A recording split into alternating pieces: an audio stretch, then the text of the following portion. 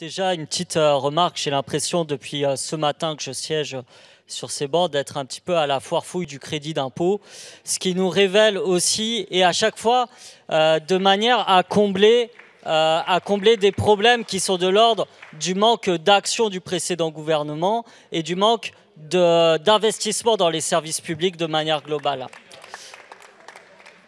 Alors, je vous rappelle qu'hier, certains ont voté contre l'amendement que nous avions soutenu d'un collègue ultramarin pour avoir des aides spécifiques pour les offices HLM d'outre-mer afin qu'ils rénovent leur logement. Et aujourd'hui, ces mêmes qui ont voté contre nous proposent des crédits d'impôt sur la question, ce qui est assez paradoxal pour l'occasion. Par ailleurs, on prend encore le problème à l'envers. Si les gens s'endettent, c'est que le prix à l'achat est souvent bien trop cher parce qu'il y a ce qu'on appelle de la spéculation immobilière. Et hier encore, on vous a fait la proposition d'un amendement qui visait justement à contrôler la spéculation sur les terrains à bâtir qui étaient laissés vacants. Beaucoup ici ont refusé de le voter et c'est ça aussi qui fait qu'on s'endette à l'achat d'un logement. De la même manière, quand on ne veut pas contrôler les loyers, eh bien on laisse prospérer le fait que la question du foncier, la question de l'immobilier s'envole. Donc il y a là une contradiction qui est quand même assez majeure.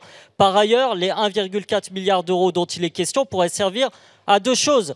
Par exemple, à financer notre grand plan de planification écologique qu'on propose de rénovation de 700 000 logements, ou alors à renflouer les caisses des offices HLM qui ont maintenant plus assez de fonds pour pouvoir construire des logements sociaux pour celles et ceux des classes populaires qui en ont le plus besoin. Je voudrais quand même finir par une note positive. Je note ici le souci d'agir contre l'inaction climatique. Ça tombe bien, il se passe quelque chose dimanche, une petite marche. En plus, ça lutte contre la sédentarité. Ça se passe à 14 h. C'est contre l'inaction climatique et pour le pouvoir d'achat. Merci.